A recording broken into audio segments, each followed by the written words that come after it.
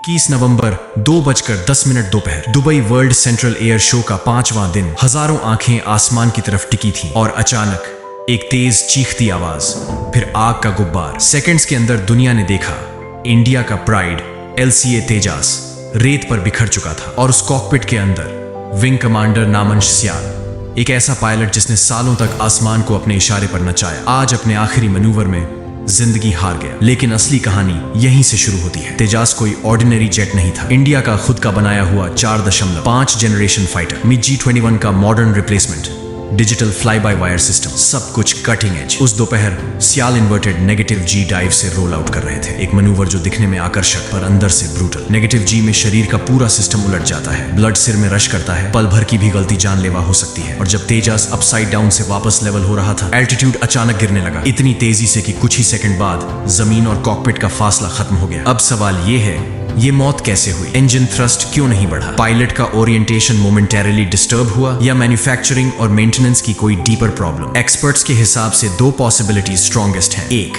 Manoeuvre के दौरान अचानक एल्टीट्यूड ड्रॉप और इंजन थ्रस्ट रिकवर न कर पाना। दूसरी, नेगेटिव G के दौरान पायलट का माइक्रो सेकंड डिसोरिएंटेशन। पायलट कितने भी एक्सपीरियंस्ड हों और सियाल बेहद डेकोरेटेड थे, फिर भी इन्वर्टेड G फोर्सेस में शरीर की इंटरनल बैलेंस सिस्टम को धोखा देने में एक पल नहीं लगता। फाइटर फ्लाइंग में ये रेजर थिन मार्जिन ही जिंदगी और मौत के बीच लाइन बनता है। इस बीच एक और ट्विस्ट वायरल हुआ, 3 दिन पहले की एक फोटो जिसमें दावा किया गया कि तेजास में फ्यूल लीक था। इंडिया सरकार ने अगले ही दिन क्लेम को फॉल्स बता दिया। फिर भी देश में, विपक्ष में, डिफेंस सर्कल्स में ये सवाल उठ ही रहा है कि क्या क्वालिटी कंट्रोल में कोई मिसिंग लिंक है? HAL ने रिग्रेट जारी किया, एयरफोर्स ने कोर्ट ऑफ इंक्वायरी बना दी, लेकिन इंक्वायरी का आउटकम आने तक डाउट्स खत्म नहीं होंगे। अगर इंजन ही कल्प्रिट निकला तो क्या होगा?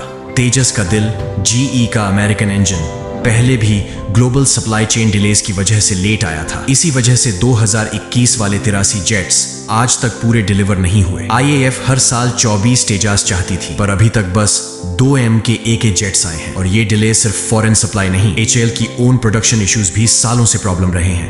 F-35 अमेरिका ने ऑफर किया था, रूस ने SU-70 की टेक्नोलॉजी देने की बात की थी, पर इंडिया की टेरेन, टेम्परेचर, अल्टीट्यूड, हमारी जरूरतें यूनिक हैं।